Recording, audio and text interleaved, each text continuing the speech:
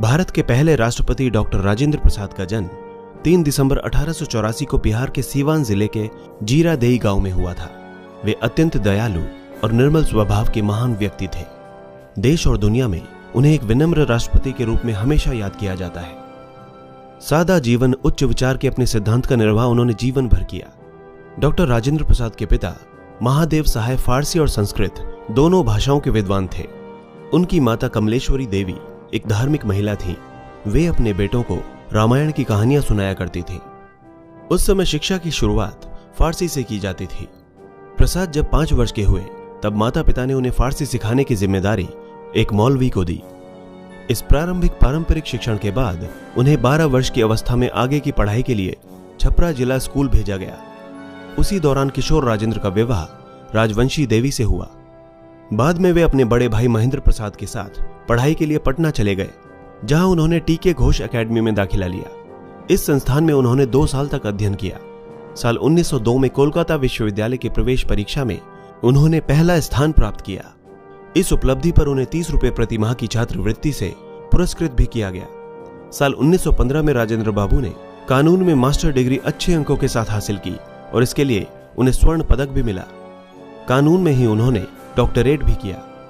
राजेंद्र प्रसाद हमेशा एक अच्छे और समझदार छात्र के रूप में जाने जाते थे। उनकी परीक्षा की आंसर शीट को देखकर एक एग्जामिनर ने कहा था, the examinee is better than examiner, यानी परीक्षार्थी परीक्षक से बेहतर है। कानून की पढ़ाई करके वकील बने राजेंद्र प्रसाद भारतीय स्वाधीनता आंदोलन के दौरान भारतीय राष्ट्रीय कांग्रेस में शामिल हुए और बिहार प्रदेश के एक बड़े नेता के रूप में उभरे। राष्ट्रपिता महात्मा गांधी के समर्थक राजेंद्र प्रसाद को ब्रिटिश प्रशासन ने 1931 के नमक सत्याग्रह और 1942 के भारत छोड़ो आंदोलन के दौरान जेल में डाल दिया था। 1950 में जब भारत गणतंत्र बना तो प्रसाद को संविधान सभा द्वारा पहला राष्ट्रपति बनाया गया। बतौर महामहिम डॉक्टर प्रसाद ने गैर पक्षपात और पदधारी से मुक्ति की परंपरा स्थापित की। आजादी से पहले 2 दिसंबर 1946 को वे अंतरिम सरकार में खाद्य और कृषि मंत्री भी बने।